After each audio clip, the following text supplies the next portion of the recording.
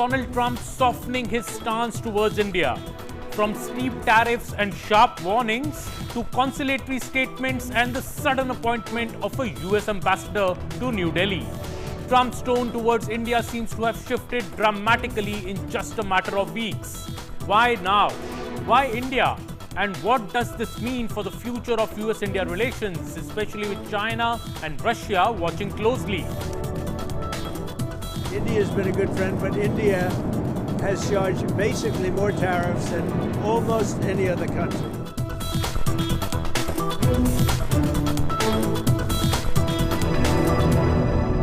Hello viewers and welcome to this episode of Homework. I am your host Aman Sharma and let's dive deep into what's happening behind the scenes.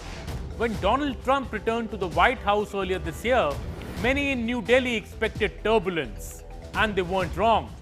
Trump wasted no time and earlier this month, he slapped 25% tariffs on Indian exports. They don't do very much business in terms of business with us. They sell a lot to us, but we don't buy from them. You know why? Because the tariff is so high. They have one of the highest tariffs in the world. His administration justified this as protecting American industries, but it was seen in India as economic coercion. We are not the biggest purchasers of Russian oil, that is China.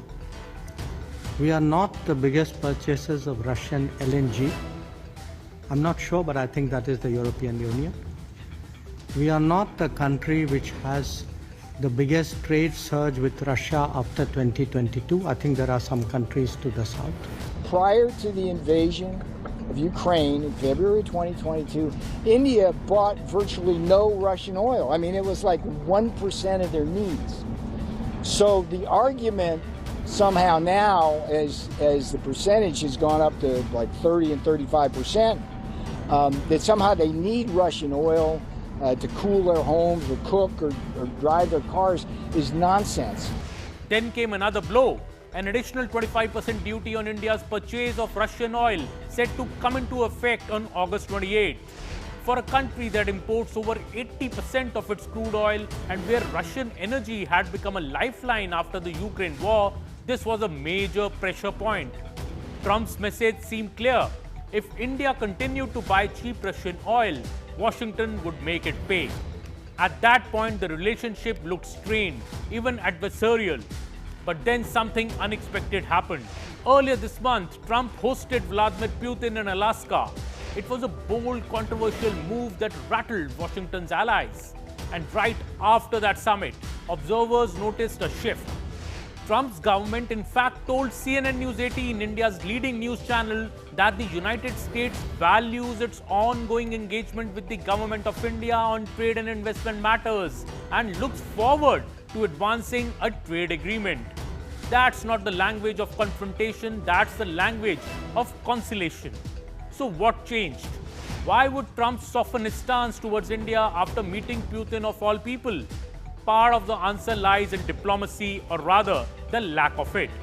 For over 6 months, the United States did not have a full-time ambassador in New Delhi.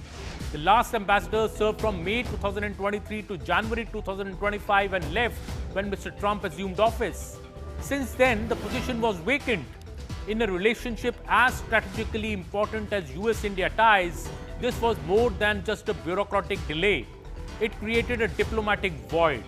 Key negotiations were stalled, misunderstandings grew, and Washington's absence was noticed not just in New Delhi, but in Beijing and Moscow too.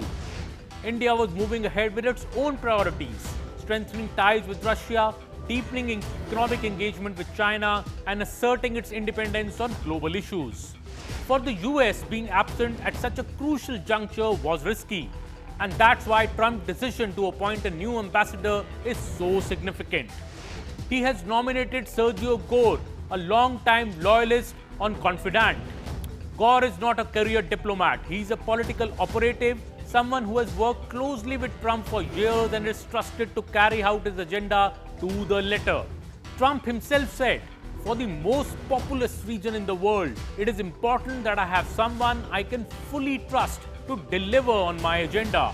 That line tells you everything.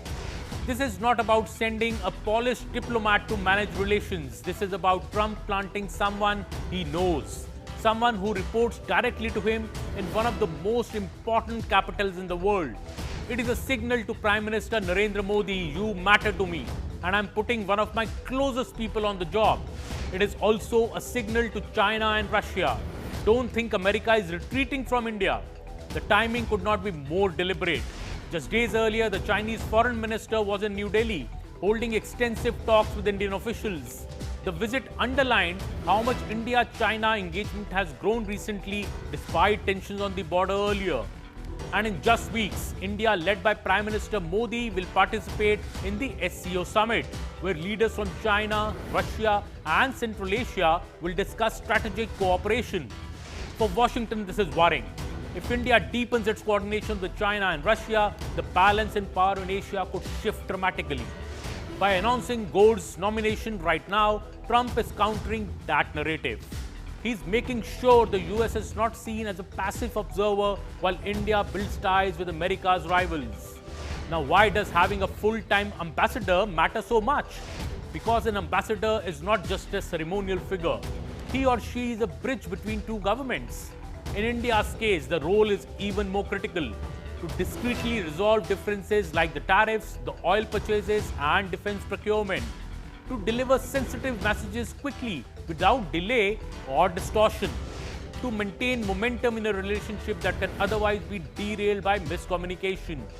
As US Secretary of State Marco Rubio put it recently, India is one of the most important relationships for our nation. And US Under-Secretary of Defense Elbridge Colby said the US India relationship is tremendously important. Well, these aren't just words, they reflect Washington's recognition that India is central to its Indo-Pacific strategy. But let's be clear, appointing an ambassador doesn't magically fix everything.